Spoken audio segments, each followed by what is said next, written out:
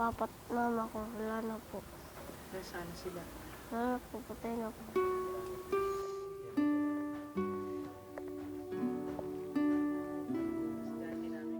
Bata po kasi ako noon eh. Mga ano pa lang po ako noon, 5 o 7 pa lang po ako noon. Mga bata po lang po kami. Pero naalala ko pa noon. Kasi yung bata kasi, pinanganak kasi yun, yung ano namin, yung kapatid namin bunso. Yun, na ano doon, nabinat sa panganak. Yung pong nanay namatay sa panganganak. Tapos yun naman pong anak ko. Mamatay po yung binaril po yun. Opo. Hindi naman po namin alam kung sino yung gumawa nun.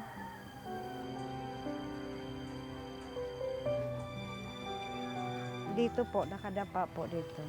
Papunta po dito yung ulo, nakadapa po. Kasi po, yung nabili po yun sa tindahan, ngayon may kalahating oras yata hindi pa nadating. Tapos narinig po kaming putok. Iyon, pinahanap po sa mga bata. Sinamahan ko na rin po sila, pagtingin po namin nakadapa na lang dito. Wala akong resulta ng investigasyon? Wala po. Kasi po, mahirap lang po kami, mahirap naman po kami mag-usisa. Baka po kami ang balikan. Kaya hinayaan na lang po namin, bahala na po ang Diyos. Kung sino naman po ang may gawa sa anak ko, bahala na ang Panginoon sa kanila.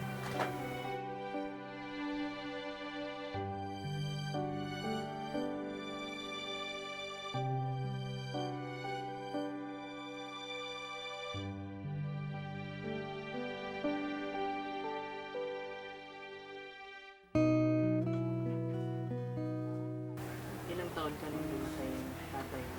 9 po. Ang sakit po. Kakaiyak. Bakit?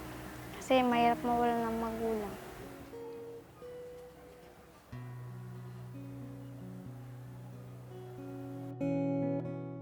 Naiiyak na lang po ako. Tsaka wala naman po ako magagawa eh. Hanggang iyak na lang po. Kung naman po sila may ibabalik eh.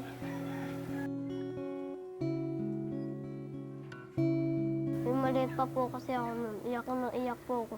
Dati po kasi humahabol ako sa tatay ko. Nung pag-aalis siya, natatakot po kasi ako. Gusto ko po laging kasama yung mga mama ko. Tsaka tatay ko. Sana po papa ko, makita ko ulit. Sa mama ko. Wala tayong magagawa dahil yun ay kinuha ni God. Ang buhay natin, hiram lang. Pinapaliwanag ko sa kanila. Yung buhay natin, hiram lang natin sa Panginoon. Kung kailan gustong kuhanin, kukuhanin yun. Kaya wala kayong magdamdam. Huwag kayong magdamdam kung kinuha sila. Nay, sino po ito? Ito po si pangalan nito? Kalimutan ko.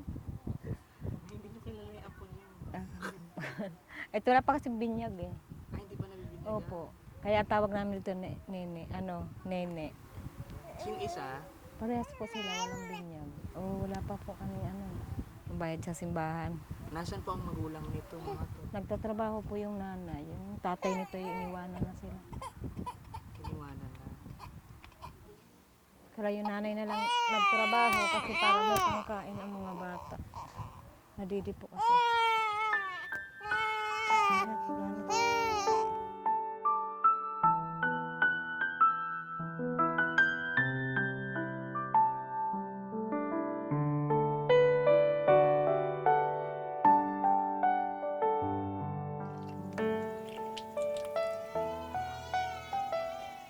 Ikaw lang na yung mag-isa.